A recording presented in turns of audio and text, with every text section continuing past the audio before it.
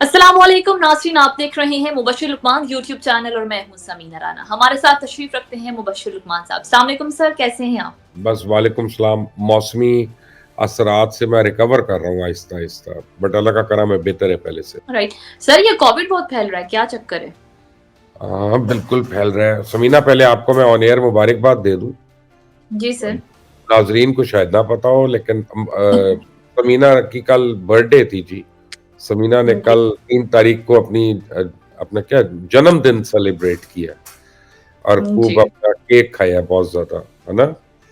जी जी sir, ऐसा चलें, ही है। बहुत मुबारक हो थैंक यू। आपको। Thank you sir. सर, ये कोविड एक बार फिर से क्यों फैल रहा है? इतने केसेस सामने आने लग गए। मेरा ये ख्याल है कि ये हम उसको कोविड कह देते हैं, वो ठीक है, कोविड भी होगा। कोविड एक फ्लू की किस्म है और हम्म। देखें, जब ओरिजिनली इन्फ्लुएंज़ा आया था, तो उसके बाद फिर वो बतदरीज अपना वेरिएंट वो लाता रहा, किसी न किसी फ़ॉर्म में। तो इन्फ्लुएंज़ा का इलाज आ गया फिर हमारे पास। सो हम्म। कोविड का भी इलाज तो आ गया है, ये ज़्यादा उन लोगों को अफ़ेक्ट कर रहा है जिनकी क़ुव्वत मुदाफ़अत जो है वो कम है। और मेरा ख़्याल है थोड़ा बहुत ट्रैवलिंग पे भी ये तंग करेगा, क्योंकि लोग दोबारा से कंडीशंस डालेंगे, कुछ ममालिक हम्म। जो है, अगर इसकी इंटेंसिटी बढ़ गई। लेकिन हम ये देख रहे हैं कि इससे लोग इन्फेक्ट हो रहे हैं, लेकिन अल्हम्दुलिल्लाह अभी तक कोई जानों के ज़िया का नहीं हमें पता चला। ज़्यादा सर, बड़ी आज खबरें नहीं। मैंने सुना कि ये कोविड इसलिए दोबारा से फैलाया जा रहा है कि इलेक्शन मुलतवी हो सके। अच्छा, फिर वो इंडिया का ही इलेक्शन मुलतवी होगा, क्योंकि ज़्यादा तो वहाँ पे हो रहा है। पाकिस्तान में तो सिर्फ 16 केसेज़ अभी तक डिटेक्ट हुए हैं। लेकिन हम्म। ये है कि देखिए, मैं आपको एक बात बताऊँ कि ये आपका एक इम्पोर्टेंट पॉइंट है कि पाकिस्तान में फॉर सम ऑड रीज़न एक बहुत बड़ी तादाद है लोगों की जो समझती है कि इलेक्शंस नहीं होंगे टाइम पे, हम्म। क्योंकि पहले डिले हो चुके हैं।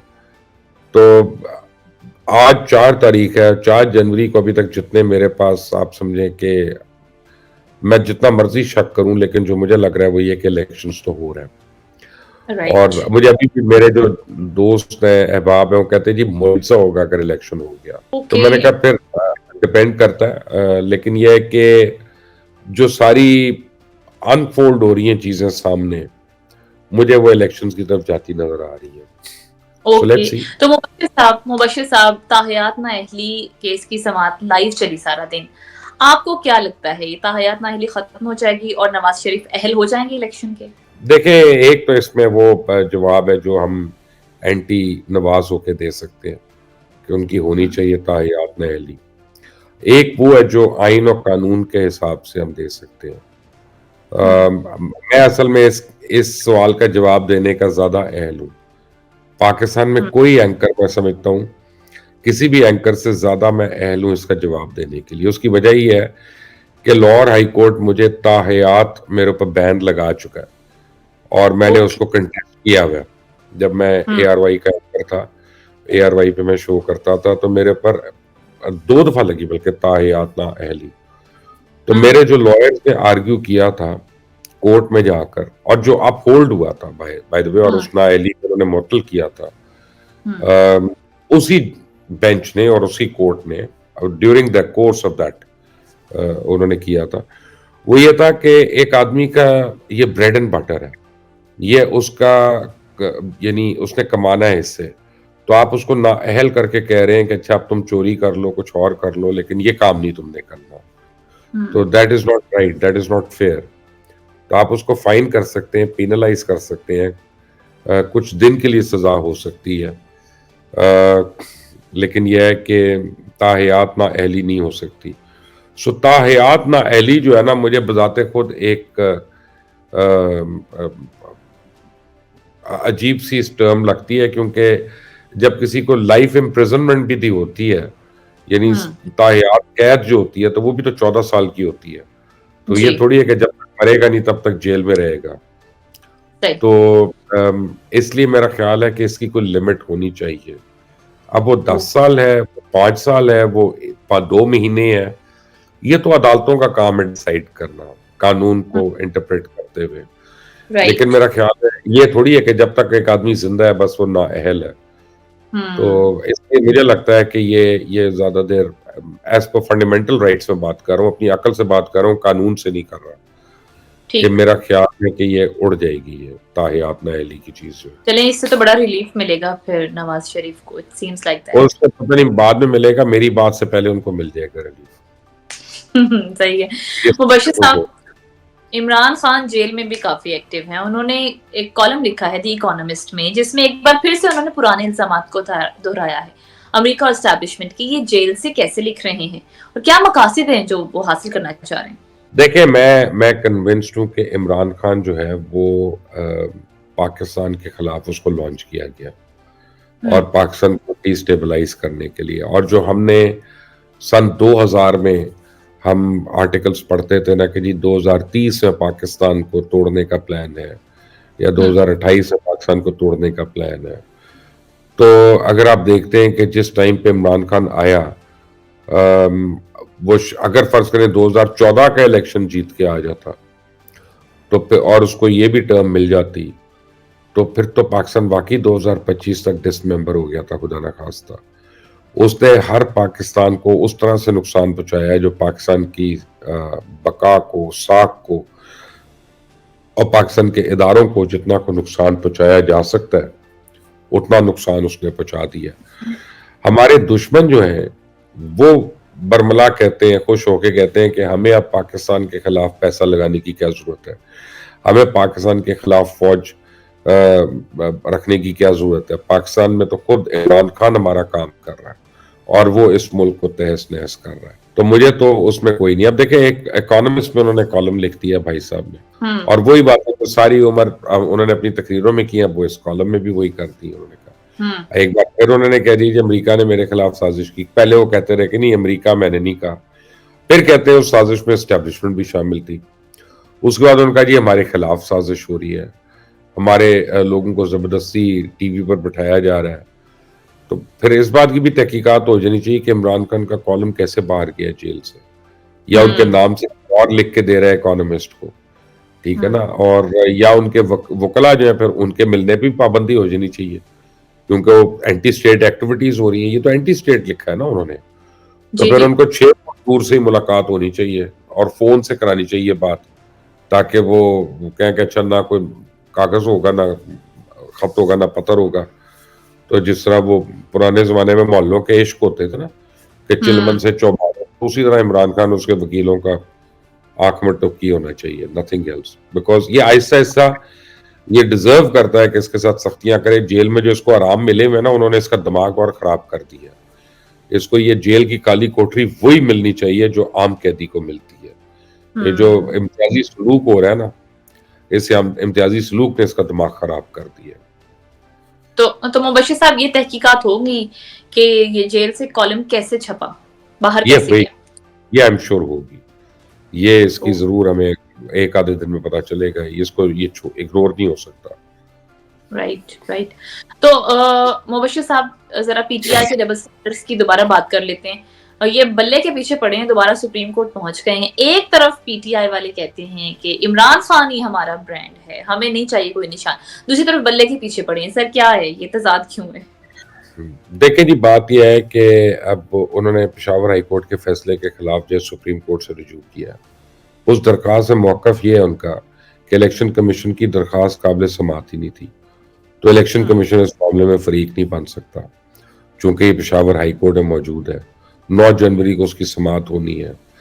तो पहले तो सुप्रीम कोर्ट कहेगा ना कि पहला फिर फैसला वहीं होने दें, उसके बाद आइएगा यहाँ पे। दूसरा, आज मेरे पास वीडियो क्लिप्स भेजी किसी ने व्हाट्सएप पे। तो अपना 14-15 इनके जो लीडर्स हैं, यास्मीन राशिद भी और हमाद अजहर भी और वो सनम जावेद भी, और ये सारे जो है ना इन लोगों के ऊपर कि वो जो कह रहे हैं कि चलो चलो जरा कोर कमांडर हाउस वहाँ चलना है और सारे जमा करो और वहाँ चलो, और इमरान हमारी रेड लाइन है, खान नहीं तो पाकिस्तान नहीं, ये सारे जुमले कर। और अब भौंक रहे हैं कि हमें किस चीज़ की इतनी सजा दे रहे हो, हमें किस चीज़ की इतनी सजा दे रहे हैं। तो फिर जब छुतर पड़ेंगे ना इनको, तो फिर ये बिलबिला के रोएंगे। फिर इसको यानी जरताज गुल को पहले याद नहीं था कि इसका भाई शहीद हुआ था। इसको मेकअप नहीं करने दिया 15 दिन, और इसने अपनी शक्ल देखी असली वाली तो खुद डर गई और उसने कह दिया कि नहीं वो अपना, मेरा तो भाई शहीद था तो मैं तो अब ये तो मैं इसकी मजम्मत करती हूँ, ये करती हूँ। नहीं, मैं एक बात पे बड़ा क्लियर हूँ, और जितने मेरे दोस्त हैं, अहबाब हैं, जानने वाले हैं, वो सब उनको पता है कि ये आज से नहीं, ये मैं बहुत पहले से मैं एक बात कह रहा हूँ कि it does not matter whether I like the prime minister or not. It does not matter whether I like the army chief or not. It does not matter whether I like the chief justice or the president or I don't like any of them. But what does matter is Pakistan. कि जो पाकिस्तान के खिलाफ अगर कोई हाथ उठाए या आंख उठाए या साजिश करे, उसकी माफी होनी ही नहीं चाहिए। बल्कि मैं तो कहता हूं ना सिर्फ उसको बल्कि उसके पूरे घर वालों को उठा के जो है ना यात्रा करानी चाहिए। जिस बार बैठ के जो पढ़ी लिखी बातें कर रहे हैं ना, ये अगर दुनिया के किसी पढ़े तरक्की याफ्ता मुल्क में होते ना, तो आप देखें किसी ने आवाज निकाली कैपिटल हिल के अंदर कितने हजार लोगों को अरेस्ट किया उन्होंने, किसी का पता भी नहीं है, ना किसी ने प्रोटेस्ट किया, ना किसी ने कॉलम लिखा, ना किसी ने ट्वीट की है। गुआंतानामो बे में क्या होता रहा, उनका हिम्मत नहीं है। 48 घंटे के अंदर बरतानिया में राउंड अप करके 7,000 कुछ लोगों को ट्रायल करके सजाएं दे दी गई थी, जब वहां पे ये लूट मार हुई थी और सुपरमार्केट से कारफोर वगैरह पे लूट मार वगैरह हुई थी। when you act against the state, then the state has to be very strict. और मेरा ख्याल है कि 9 मई जो है इसको अब भूला नहीं जा सकता।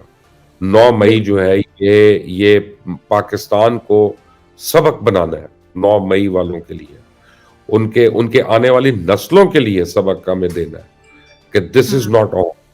तुम्हारी हर सोच अपनी जगह पे, पाकिस्तान के खिलाफ जो तुमने नारे मारे या बातें की, कोई उनकी माफी नहीं है।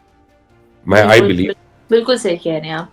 मुबश्शिर साहब, चीफ जस्टिस काजी फाइज ईसा के खिलाफ हम देख रहे हैं कि एक बड़ा नेगेटिव प्रोपेगेंडा किया जा रहा है। पीटीआई की जानिब से ऐसा क्यों हो रहा है और इसके खिलाफ आप समझते हैं कोई कार्रवाई होगी? देखिए, बात यह है कि पीटीआई जो है उसका शेवा है ये कि वो हर एक को जलील करती है, हर एक को। फिर आज अगर काजी फाइज साहब ने कह दिया कि बल्ले का निशान इनको मिलना चाहिए, तो ये तारीफों के अंबार लगा देंगे उनकी और ये उनको सेवियर बना देंगे पाकिस्तान का। लेकिन अगर फैसला कुछ और आ गया तो ये पहले से कह देंगे हम तो पहले के भौंक रहे थे, हम तो ये बहु बहु कर रहे थे, कितनी देर से कर रहे थे, तुम देखो तुम देखो तुम देखो। तो मैं आपको बता रहा हूं कि इन्होंने सीखा नहीं है। इनका ख्याल है कि जनाब हम बाजी पलट लेंगे, हम ये कर लेंगे, वो कर लेंगे, इमरान आएगा। ये भी इनको तसल्ली हो जानी चाहिए कि इमरान खान नहीं आ रहा। और मैं तो कहता हूँ इमरान खान से जेल में उसके मैटर्स वगैरह सब कुछ ले लेने चाहिए और जेल में ही रखना चाहिए। उसको अडियाला के बंगले में रखा हुआ है, ये मुराद नहीं होनी चाहिए उसको। राइट। मुबश्शिर साहब, पीपल्स पार्टी की जानिब से नॉमिनेट किया गया है वजीर आजम के लिए बिलावल को, और सेंट्रल एग्जीक्यूटिव कमेटी का जो इजलास हुआ उसमें कुछ टारगेट भी सेट किए गए हैं कि पंजाब से कितनी सीट्स लेनी है कौमी असम्बली की, केपी से कितनी, जो टारगेट रखा है पीपल्स पार्टी ने, आप समझते हैं क्या ये हासिल कर लेंगे? और नॉमिनेशन को किस तरह से देखते हैं, बिलावल की नॉमिनेशन को एज प्राइम मिनिस्टर? देखिए, मैं तो समझता हूँ कि बड़ी खुशाइन बात है बिलावल भुट्टो को नॉमिनेट करना। इसका मतलब है कि दी इलेक्शंस आर वाइड ओपन, और इसका मतलब यह है कि पाकिस्तान की एक बहुत बड़ी जमात वो इस तरह समझती है कि जनाब they have a shot at the top slot. तो फिर जो दूसरों के अपना क्लेम्स हैं कि लेवल प्लेइंग फील्ड ना होना या सिर्फ एक पार्टी के लिए होना, वो तो क्लेम्स उड़ जाते हैं हवा में। जो टारगेट्स हैं थोड़ा सा अनरियलिस्टिक है। मैं भी मिला हूं कुछ पीपल्स पार्टी वालों को, और यानी उनमें से कुछ लोग मुझे बड़े नारे मारे थे कि बिलावल भुट्टो ने इतने वोटों से जीतना है, तो बिलावल भुट्टो ने इतने से, तो उनके नीचे विंग में इतने लोगों ने जीतना है, और इन्नी सीटा सानू लाहौरों मिल रही है, इतनी उधरों मिल रही है। तो मैं यूं करके उनको देख रहा था, मैंने कहा यार हम छोटे होते थे ना, मोनोपली खेलते थे, तो कहते थे उसमें ना वो आप जब डाइस आता आप कहते हैं मेफेयर मेरा हो गया, पार्क लेन होता है, कहते मिलकर होटल बना लेने होते। तो मैंने कहा ये उस टाइप की मोनोपली हो रही है कि असल में इलेक्शन हो रहा है कोई ना कोई। तो हकीकत का और इन टारगेट्स का जरा दूर दूर तक ताल्लुक नहीं है इन अ रियलिस्टिक मैनर। और peoples party will really have to work out of their skin to achieve those targets that they've set for themselves in Punjab and KPK। लेकिन अगर कोई कर सकता है तो वो बिलावल कर सकते हैं, इससे भी कोई शक नहीं। और बिलावल और आसफा अगर मिलकर कैंपेन करते हैं तो वो ऑप्टिक्स बड़े स्ट्रांग है, पीपल्स पार्टी के हक में जाएंगे। तब भी ये टारगेट्स जो उन्होंने आज दिए हैं ये अचीव होते हैं कि नहीं होते, I will be very seriously doubtful. I don't think लेकिन मुराद अली शाह तो बड़े पुरस्म दिखाई दिए। उन्होंने कहा है कि हम अगर ये टारगेट अचीव कर लें तो फिर ना सिर्फ वजीर आजम, सदर की सीट भी हम ले सकते हैं। इसके मैंने ले फिर आप अपना वजीर आजम भी बन जाए, सदर भी बन जाए, आप चीफ जस्टिस भी बन जाए, हमारी बला से इलेक्शन कमीशन भी बन जाए। जब आप टारगेट ही अचीव कर लेंगे फिर तो हम सारी चुप करके आपको सलाम ही करेंगे ना, और क्या करेंगे। लेकिन टारगेट तो अचीव करे ना पहले। Right right. और दूसरी तरफ हम देख रहे हैं जी मुबश्शिर साहब, you want to add something? नहीं, मैंने कहा दिल्ली दूर अस्त। ओके। फैज हमीद ने आज अपने सवालों के जवाब जमा करवाए हैं कमीशन को। उन्होंने तमाम निजामात की तरदीद कर दी है। आप मुतमईन हैं? आप समझते हैं कि ये मुतमईन कर पाएंगे जवाबात? फैज हमीद एक इंतहाई शातिर और नेगेटिव आदमी है, और उससे कभी मैं तो उससे सच एक्सपेक्ट ही नहीं करता। बहरहाल उसने जवाब में कहा है कि जी 2017 में होने वाले धरने में उस वक्त की हुकूमत की हिदायत पे तहरीक लब्बैक पाकिस्तान के साथ मुज़ाकरात किए थे, और अपने जवाब में उसने कहा कि जी उस वक्त वज़ीर आज़म शाहिद खाकान अब्बासी और वज़ीर दाखिला एहसन इकबाल की सरबराही में काबीना का एक इजलास हुआ, और जिसमें इंटेलिजेंस के सरबराह नवीद मुख्तार और मिलिट्री क़यादत भी शरीक थी, और इन तमाम अफराद की मुश्तरका हिदायत पे TLP से मुज़ाकरात किए थे। अब वो ठीक है, कवर उनका बड़ा इफेक्टिव बन जाता है, लेकिन वो आपको मैंने गाना सुनाया, मैं फिल्म का था, वो दिल है कि मानता नहीं। ये इतना जलील आदमी है, इतना झूठा आदमी है। ये मर भी रहा हो ना सामने मेरे खड़ा होकर और मुझे कहना देखो मैं मर रहा हूं, तो मुझे यकीन नहीं आएगा, मैं लगेगा ड्रामा कर रहा है। ये पानी में गिर जाएगा ना, मैं कहूंगा नहीं, ये कहेगा ना अगर खुद कहेगा मैं पानी में गिर गया हूं तो मैं नहीं मानूंगा। और मुझे यानी इस आदमी की बात पे यकीन ही नहीं हो सकता, इतना ये शातिर, 2 नंबर, झूठा और जलील किस्म का इंसान है ये। मैं तो कहता हूँ फैज हमीद के जो खानदान वाले हैं ना और आने वाली नस्लें हैं, उनको भी शर्म आनी चाहिए कि वो उनका इससे ताल्लुक है, कोई ना। राइट। मुबश्शिर साहब, कल मैंने एक टिक्कर पढ़ा, जो अभी आपने कहा ना कि दिल नहीं करता इनकी बात मानने को, तो कल चूंकि मैं आ नहीं सकी आपके शो में, सोचा आज पूछ लूं।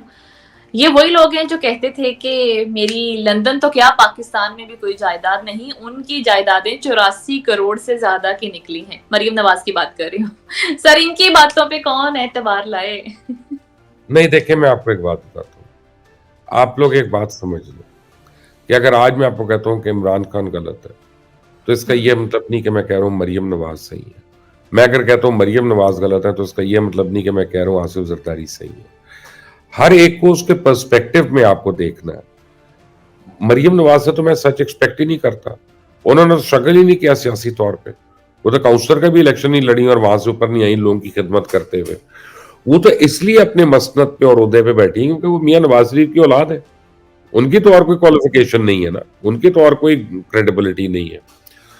और यही झूठ बोल बोल के तो सियासतदानों ने अपने आप से आम आवाम को मुतनफिर करा दिया है। ये सिर्फ मरियम तो नहीं है, ये सारे सियासतदानों का कोई ना कोई बयान आपको ऐसा मिल जाएगा जिसमें आपको उनके कॉल ऑफ फेल के तजाद नजर आ जाएंगे। आप देखो, वो तो याद नहीं आपको, उन्होंने कहा मेरे पास तो कोई BMW नहीं है, और जिस इंटरव्यू में उन्होंने कहा उस इंटरव्यू में गई थी उस BMW के ऊपर बैठ के गई थी वो। तो फिर वो यानी अब इतनी मासूम को तो मैं कुछ नहीं कह सकता ना, अब आप क्या कहें? कुछ तो कहना चाहिए ना, ये क्या बात है? आप किसी को मासूम देखिए, खवातीन में और मर्दों में इतना तो हम फर्क कर लेते हैं। चलें सही, ठीक है मुबश्शिर साहब, बहुत शुक्रिया आपके कीमती वक्त और आपकी कीमती राय का। इसके साथ ही हमारा आज का शो खत्म हुआ। अगर आपको हमारी वीडियो पसंद आई या कोई सजेशन आप हमें देना चाहे तो कमेंट बॉक्स में हमें बताइएगा। हमारी वीडियो को लाइक, सब्सक्राइब और शेयर कीजिए। इजाजत है, आने के बाद।